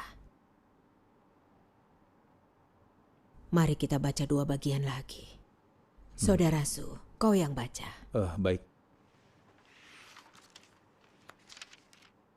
Engkau harus tahu orang-orang semacam apa yang aku inginkan. Orang yang tidak murni tidak diizinkan untuk masuk ke dalam kerajaan. Orang-orang yang tidak murni tidak diizinkan mencemarkan tanah yang kudus. Meskipun engkau mungkin sudah melakukan banyak pekerjaan dan telah bekerja selama bertahun-tahun, pada akhirnya jika kau masih kotor dan menyedihkan, menurut hukum surga tidak dapat dibenarkan, engkau berharap dapat masuk ke dalam kerajaanku. Semenjak dunia dijadikan sampai saat ini, aku tidak pernah memberi jalan masuk yang mudah bagi orang-orang yang menjilat untuk mendapatkan perkenananku. Inilah peraturan surga, dan tak seorang pun yang dapat melanggarnya. Engkau harus mencari kehidupan. Saat ini orang-orang yang disempurnakan adalah orang-orang yang sejenis dengan Petrus. Mereka adalah orang-orang yang mengusahakan perubahan pada wataknya sendiri dan bersedia menjadi kesaksian bagi Tuhan serta melaksanakan tugasnya sebagai ciptaan Tuhan. Hanya orang-orang seperti inilah yang akan disempurnakan. Jika engkau hanya mencari upah dan tidak mengusahakan perubahan watak hidupmu sendiri, semua upayamu akan sia-sia. Inilah kebenaran yang tak terubahkan. Aku menetapkan tempat tujuan setiap orang bukan berdasarkan umur, senioritas, banyaknya penderitaan, dan yang paling penting sejauh mana mereka mengundang belas kasihan, melainkan berdasarkan apakah mereka memiliki kebenaran atau tidak. Tidak ada pilihan lain kecuali ini. Engkau semua harus menyadari bahwa semua orang yang tidak mengikuti kehendak Tuhan akan dihukum. Ini fakta yang tidak akan berubah. Karenanya, semua orang yang dihukum akan menerima hukumannya demi kebenaran Tuhan, dan sebagai ganjaran atas banyaknya tindakan jahat mereka. Baik, mari kita berhenti sejenak. Firman Tuhan mengungkap pencemaran, masalah dengan keyakinan, nafsu kita untuk mendapat berkat juga sifat dan watak jahat diri kita yang membawa kita ke dalam dosa. Sulit untuk tidak menjadi yakin. Iya, benar. Firman Tuhan memang adalah kebenaran. Amin. Walaupun kita percaya kepada Tuhan, lalu dosa kita diampuni dan kembali ke dalam hadirat-Nya, bukan berarti watak jahat kita sudah hilang dan sifat kita masih melawan Tuhan.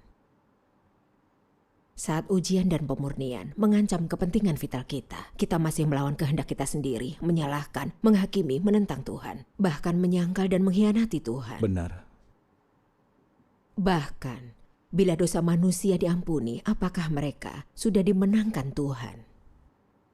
Sudahkah mereka dapat persetujuan Tuhan? Saat kita mempercayai Tuhan, tidak ada yang bisa melihat ini dengan jelas. Tepat sekali. Setelah aku mempercayai Tuhan Yang Maha Kuasa dan mengalami ujian, pemurnian, pemangkasan, dan penanganan, dan memahami sedikit kebenaran, aku bisa melihat hal ini. Saat aku pertama kali mempercayai Tuhan Yang Maha Kuasa, aku rela mengorbankan segalanya untuk melakukan kewajibanku di gereja dan dipilih menjadi pemimpin gereja. Tapi kesombonganku membuatku semena-mena. Dalam kewajibanku, aku tidak bisa menerima pemangkasan. Akhirnya aku mengacaukan pekerjaan gereja lalu dikeluarkan. Aku hampir putus asa. Itu sangat berat. Setelah sekian tahun menjadi orang percaya, menjadi pemimpin gereja, penatua gereja, seseorang yang dipercaya oleh atasanku menjadi panutan jemaatku. Dikeluarkan. Bagaimana aku bisa menghadapi jemaatku? Aku menderita saat melakukan kewajibanku untuk Tuhan. Sekarang reputasi dan statusku sudah hilang. Setelah ini aku harus kemana? Apa gunanya melakukan kewajibanku dan mempercayai Tuhan? Di dalam hati, aku menyalahkan Tuhan, mendebat dan melawan Tuhan. Aku terus memberontak dan menentang Tuhan. Tapi pernyataan dari Tuhan ini meyakinkanku. Masih tetap ada kemungkinan 100% kalian akan mengkhianati aku. Pengkhianatan adalah sifat manusia. Itu sangat tepat. Ini memang sifat manusia sebenarnya. Itu benar. Iya. Kulihat, terlepas dari sehebat apapun semangat kita, manusia yang rusak ini melayani Tuhan. Tanpa mengalami penghakiman dan penyucian Tuhan, kita masih menjadi milik iblis. Begitu keadaan menjadi sulit atau lingkungan mendukung, sifat jahat kita langsung muncul. Kita mulai menyalahkan dan menghakimi Tuhan atau bahkan mengkhianatinya. Inilah keadaan kita sebenarnya. Tuhan itu suci dan benar. Hanya dengan lolos dari watak yang jahat, kita baru bisa sungguh menaati dan takut kepada Tuhan dan masuk kerajaan surga. Orang seperti kita yang watak jahatnya masih belum disucikan tidak bisa masuk kerajaan surga. Setelah mengalami penghakiman Tuhan, aku memahami sedikit kebenaran. Sekarang aku tahu bagaimana sifat jahatku mengkhianati Tuhan. Aku mengerti kalau aku punya terlalu banyak watak jahat di dalamku. Seolah aku bukan seorang manusia sebenarnya. Aku masih jauh dari memenuhi persyaratan Tuhan. Saat itulah, sudut pandangku tentang keyakinan kepada Tuhan mulai berubah. Dan aku terfokus dalam mencari kebenaran. Menggunakan firman Tuhan untuk memahami sifat jahat di dalamku dan betapa itu membuatku rusak. Belajar untuk meninggalkan daging dan hidup dengan cara yang disetujui oleh Tuhan. Perlahan-lahan watak jahatku mulai disucikan. Lalu aku menjadi lebih taat kepada Tuhan. Syukur kepada Tuhan. Aku benar-benar mengalami betapa dalamnya iblis merusakku. Aku menentang Tuhan. Aku butuh penghakiman dan pemurnian Tuhan. Aku butuh keselamatan Tuhan. Iya, benar. Iya. Sekarang aku rela menghadapi segalanya demi mendapatkan kebenaran. Tidak ada yang lebih penting. Amin. Syukur kepada Tuhan, khotbah ini sangat berguna. Iya, Benar. Tanpa penyingkapan dari pemurnian dan penghakiman firman Tuhan, mustahil bagi kita untuk memahami sifat jahat kita. Dan sangat sulit untuk melihat esensi kita dengan jelas. Mustahil untuk bisa melihat seberapa banyak iman yang kita miliki kepada Tuhan. Seberapa taat kita kepadanya. Dalam situasi seperti apa kita akan mengkhianatinya. Dan apakah kita menjadi milik Tuhan atau iblis? Iya. Persekutuan hari ini membuatku melihat bahwa di masa lalu keyakinan kita adalah rasa serakah demi karunia Tuhan. Kita hanya melayaninya untuk memuaskan hati nurani kita sendiri. Dan iman kita masih tercemar dengan begitu banyak nafsu, harapan, dan tuntutan individual. Tuntutan ini tersembunyi jauh di dalam hati kita. Itu lebih dalam dari dosa dan merupakan akar penyebab penentangan kita kepada Tuhan. Kita hidup di bawah kendali watak jahat ini. Bagaimana kita bisa berkata kalau kita sudah bebas dari pengaruh iblis dan diselamatkan? Iya, orang seperti kita yang memberontak melawan Tuhan, kita tidak layak masuk kerajaan surga. Iya. Mencapai keselamatan bukanlah hal yang mudah. Menerima pekerjaan Tuhan yang Maha Kuasa di akhir zaman tidaklah cukup. Kalau kita mempercayai Tuhan, tapi tidak mengalami penghakimannya, watak jahat kita akan tetap bertahan, dan kita tidak akan masuk kerajaan surga. Bila ku ingat kembali, kita pikir kalau sudah diselamatkan, sama dengan keselamatan abadi, dan kita bisa masuk kerajaan surga. Pemikiran itu sangat naif dan konyol. Benar. Itu gagasan yang dibuat manusia. Kalau kita tidak menerima pekerjaan Tuhan di akhir zaman, kita tidak akan memahami apa arti keselamatan yang sejati atau bagaimana cara mencapainya. Orang beragama yang percaya Tuhan masih percaya kalau mereka sudah diselamatkan bila dosa mereka diampuni. Dan mereka hanya menunggu Tuhan mengangkat mereka masuk kerajaan surga. Mereka tidak tahu keselamatan yang sejati atau memahami watak kebenaran Tuhan, atau mengetahui siapa yang layak masuk kerajaan surga. Dengan keyakinan yang menyimpang seperti itu, sia-sia saja mereka percaya. Sangat disayangkan. Sebelum kita yang mempercayai Tuhan yang Maha Kuasa mendapatkan kebenaran, kita berada di ambang bencana. Ketika ujian datang, kita masih mengeluh dan memberontak melawan Tuhan. Kita masih belum benar-benar disucikan atau mencapai keselamatan.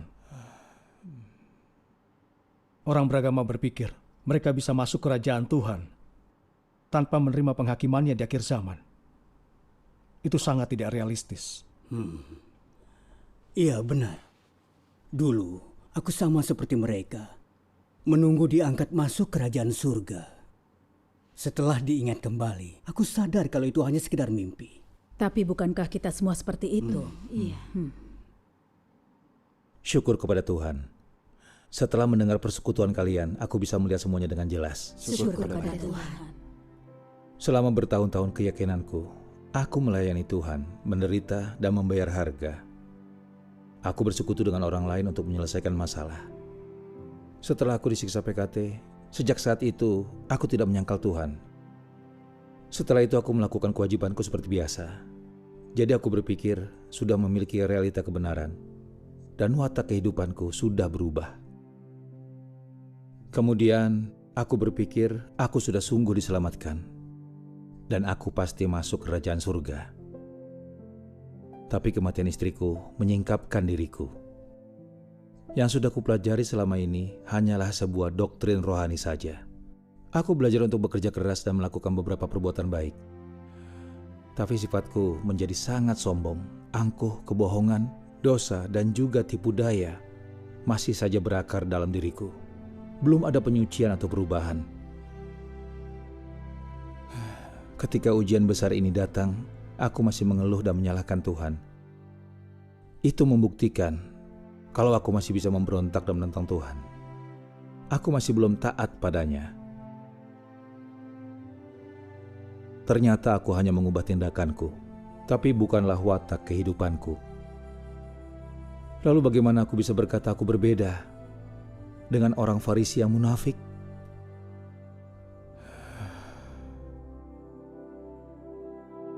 Hanya setelah mengalami penghakiman, hajaran, ujian, dan pemurnian baru aku bisa melihat dengan jelas kalau pengampunan dosa bukan keselamatan yang sejati, dan aku tidak layak masuk kerajaan surga. Hanya dengan mengalami penghakiman, hajaran, ujian, dan juga pemurnian Tuhan, sifat berdosa dan jahat yang berakar di dalam manusia bisa sepenuhnya disucikan. Hanya setelah mengalami hal seperti itu, manusia baru bisa memahami kebenaran dan mengenal Tuhan, serta menjadi seseorang yang menuruti kehendak-Nya. Hanya manusia yang seperti ini yang layak masuk ke dalam kerajaan surga.